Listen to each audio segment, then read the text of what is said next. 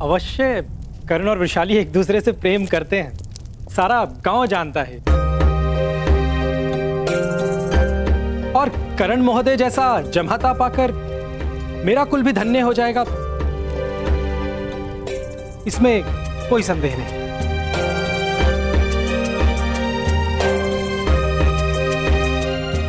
किंतु क्या चल रहा है माता? विवाह निश्चित किया है तुम्हारे ज्येष्ठ भ्राता का।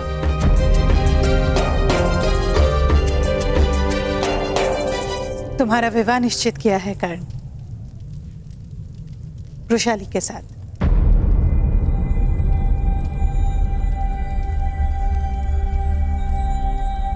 हाँ पुत्रकर्ण। माता, विवाह का अधिकार केवल स्वतंत्र व्यक्ति को होता है, क्योंकि पत्नी को सुख देने का वचन केवल स्वतंत्र व्यक्ति पूर्ण कर पाता है। कारागार में विवाह नहीं होते माता। और इस समय सूत का जीवन केवल एक कारागार है।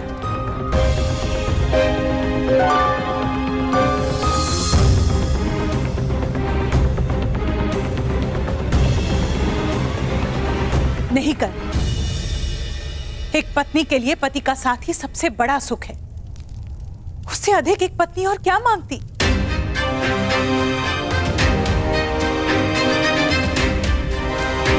मुझे विश्वास है कर, अपनी पत्नी को दांव पर लगा के तुम जीवन का द्यूत नहीं खेलोगे। नहीं कर्ण,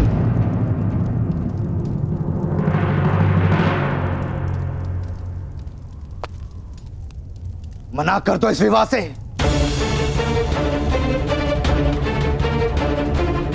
अपने पिता की हट पर अपने सपनों का बलिदान नहीं दे सकते तुम।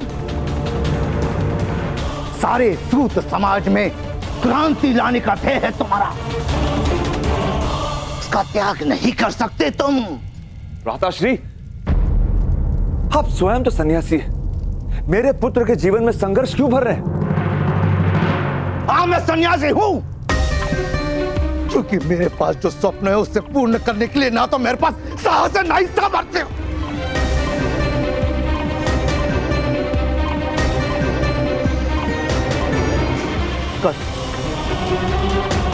मत करो ये विवाह। बसंत पंचमी के दिन जिस प्रतिशोध की योजना बनाई है उसका विस्मरण मत करो।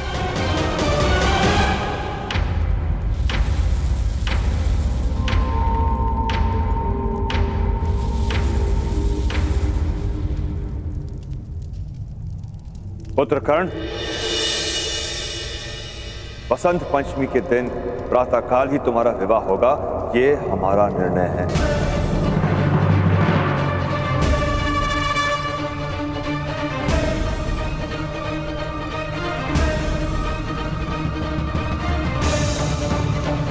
और उसके पश्चात यदि अपनी पत्नी के भाग्य में दुख लिखकर अपनी योजना पूर्ण करना चाहोगे, हम आड़े नहीं आएंगे, किंतु विवाह होकर ही रहेगा।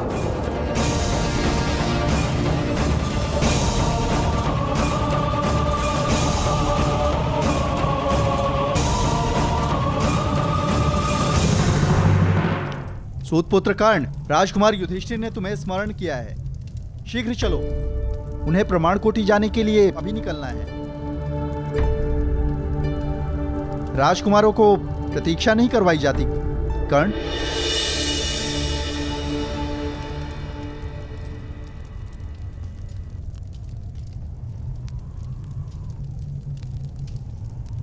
यदि मुझे और वृषाली को फूलों की माला के स्थान पर बेड़ियों से बांधने का निर्णय आप लोगों ने कर ही लिया है, तो मैं मान्य करता हूं।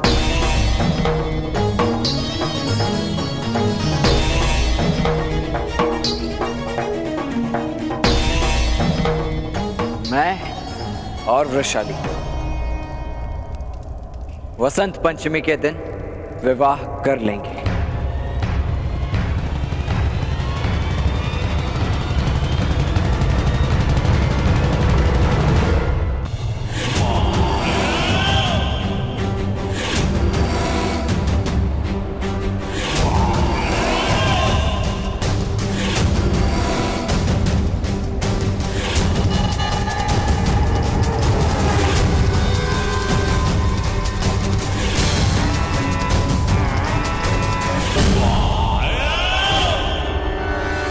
होने वाले सम्राट।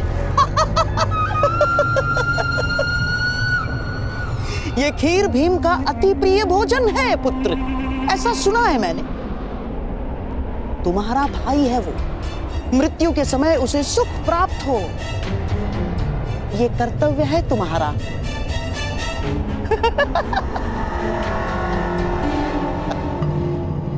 विष की केवल एक बूंद पर्याप्त होगी पुत्र। अब बस उस भीम को इस खीर तक पहुंचाना होगा मामाश्री।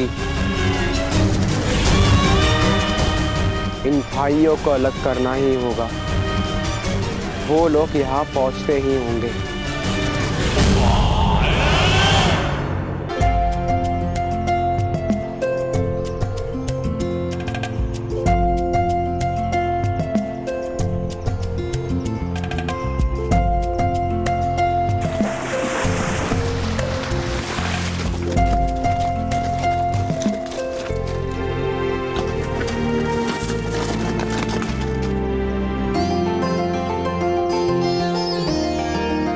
कितना सुंदर है ये स्थान।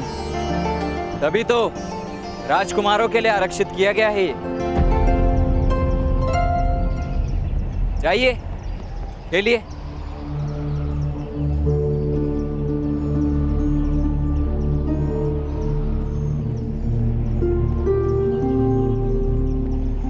कर्ण महोदय,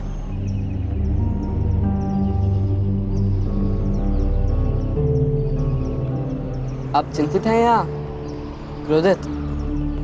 चिंता और क्रोध के उपरांत भी भावनाएं होती हैं, जैसे हताशा और निराशा। किंतु वो आप नहीं जान पाएंगे राजकुमार। अर्जुन, तुम तैरने नहीं जाओगे? यदि अनिवार्य है तो मैं जाऊंगा, किंतु मेरा मन नहीं है ज्येष्ठ। अर्जुन, सुना है तुम अद्भुत बाणावली हो, अपनी धनुर्विद्या विद्या का प्रदर्शन तो करो। रक्षण कर सकता हूँ, प्रदर्शन कर सकूं उतना अभी धनुर्विद्या का ज्ञान नहीं है। किंतु कर्ण महोदय अपनी धनुर्विद्या का प्रदर्शन करेंगे।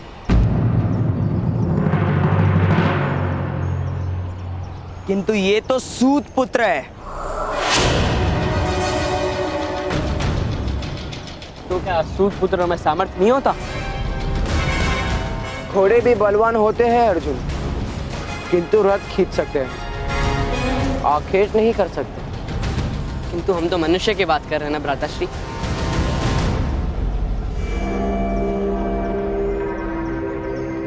कर्ण महोदय, आप अपनी कला सिखाइए, अर्थात दिखाइए। रहने दीजिए राजकुमार। घोड़ा यदि आखेट करेगा तो सिंह लज्जा से धरती में समा जाएगी।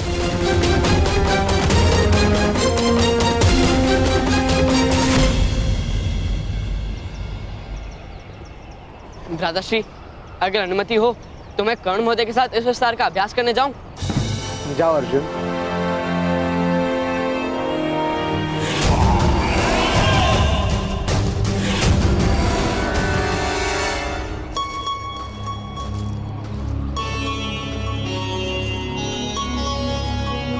कर्ण महोदय,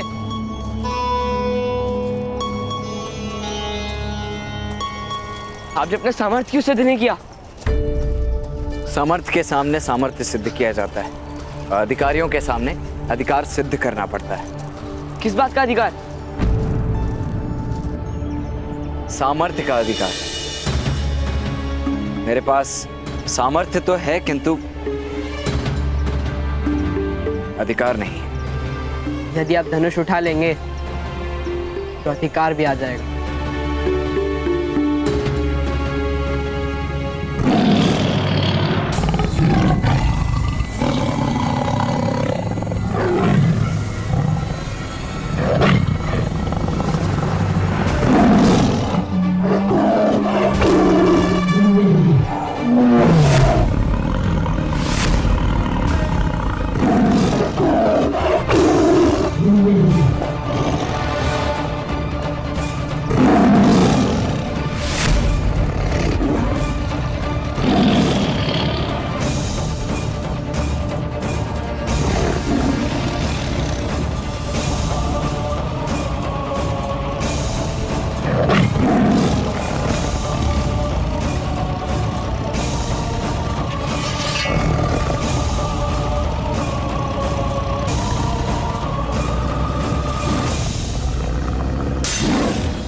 कर्ण महोदय, यही अवसर है सामर्थ्य और अधिकार दोनों सिद्ध करने का।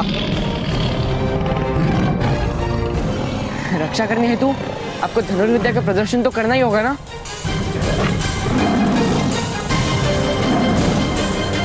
उठाइए धनुष, चलाइए तीर, उठाइए धनुष कर्ण महोदय।